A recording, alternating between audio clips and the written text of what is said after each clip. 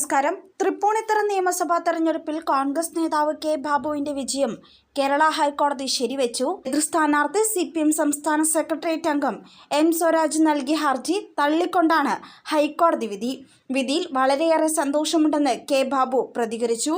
ജനകീയ കോടതി വിധി മാനിക്കാത്ത CPM കോടതി വിധിയെങ്കിലും മാനിക്കാൻ തയ്യാറാകണമെന്നും ആവശ്യപ്പെട്ടു. അയ്യപ്പന്റെ ചിത്രം വെച്ച് താൻ സ്ലിപ്പ് അടിച്ചിട്ടില്ല, എല്ലാം കൃത്രിമമായി ഉണ്ടാക്കിയതായിരുന്നു. വിധി UDF പ്രവർത്തകർക്ക് തെരഞ്ഞെടുപ്പ് പ്രവർത്തനത്തിൽ ആവേശമാകുമെന്നും കെ ബാബു പ്രതികരിച്ചു. ഹൈക്കോടതി സിംഗിൾ ബെഞ്ചാണ് 2021 നിയമസഭാ തെരഞ്ഞെടുപ്പുമായി ബന്ധപ്പെട്ടുള്ള കേസിൽ വിധി പറഞ്ഞത്. തെരഞ്ഞെടുപ്പിൽ മതചിഹ്നം ഉപയോഗിച്ച് വോട്ട് തേടി എന്ന ആരോപണം സാധൂകരിക്കുന്ന സാക്ഷിമൊഴികളില്ലെന്നും പ്രോസിക്യൂഷൻ സാക്ഷിമൊഴികൾ സംശയത്തിനതീതമായി തെളിയിക്കാൻ കഴിഞ്ഞിട്ടില്ലെന്നും ഹൈക്കോടതി നിരീക്ഷിച്ചു. പ്രോസിക്യൂഷന്റെ ഭാഗത്തു നിന്നും സ്വരാജിന് വേണ്ടി ഹാജരാക്കിയ 2 മുതൽ 5 വരെയുള്ള സാക്ഷികൾ പറഞ്ഞതൊന്നും വിശ്വാസയോഗ്യമല്ലെന്നും ഹൈക്കോടതി നിരീക്ഷിച്ചു. തെരഞ്ഞെടുപ്പിൽ തൃപ്പൂണിത്തുറ മണ്ഡലത്തിൽ ജയിച്ചത് കോൺഗ്രസ് സ്ഥാനാർത്ഥിയെ മത്സരിച്ച കെ ബാബു ആയിരുന്നു. മണ്ഡലത്തിലെ സിറ്റിംഗ് MLA M സ്വരാജ് പരാജയപ്പെട്ടിരുന്നു.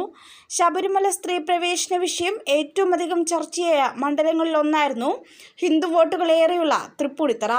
ഒന്നാം പിണറായി സർക്കാരിനെതിരെ UDFന്റെയും BJPയുടെയും പ്രധാന പ്രചാരണായുധവും ഇതായിരുന്നു. സിറ്റിംഗ് MLA ആയിരുന്ന CPM നേതാവ് M സ്വരാജിനെ 992 വോട്ടുകൾക്ക് തോൽപ്പിച്ചാണ് കോൺഗ്രസിലെ കെ ബാബു ജയിച്ചു കയറിയത്. എന്നാൽ തെരഞ്ഞെടുപ്പ് ചട്ടം ലംഘിച്ചാണ് പ്രചാരണം നടത്തിയതെന്നും വോട്ടർമാരെ തെറ്റിദ്ധരിപ്പിച്ചെന്നും ആരോപിച്ചാണ് M സ്വരാജ് ഹൈക്കോടതിയെ സമീപിച്ചത്. കെ ബാബുവിനെ വിജയിയായി പ്രഖ്യാപിച്ച ഉത്തരവ് റദ്ദാക്കണമെന്നാണ് ആവശ്യമുയർന്നത്. തെരഞ്ഞെടുപ്പിന് തൊട്ടു മുൻപ് വീടുകളിൽ വിതരണം ചെയ്ത വോട്ടേഴ്സ് സ്ലിപ്പുകൾക്കൊപ്പം ശബരിമല അയ്യപ്പന്റെ കൂടി പടം വിതരണം ചെയ്തെന്നും സ്ഥാനാർത്ഥിയുടെ ഫോട്ടോയ്ക്കൊപ്പം അയ്യപ്പന്റെ പടം കൂടി ചേർത്ത് പ്രചാരണം നടത്തിയെന്നുമാണ് ആരോപണമുയർന്നത്. താൻ തോറ്റാൽ മണ്ഡലത്തിൽ അയ്യപ്പൻ തോൽക്കുന്നതിന് തുല്യമാണെന്ന് കെ ബാബു പ്രചരിപ്പിച്ചെന്നുമാണ് വാദം.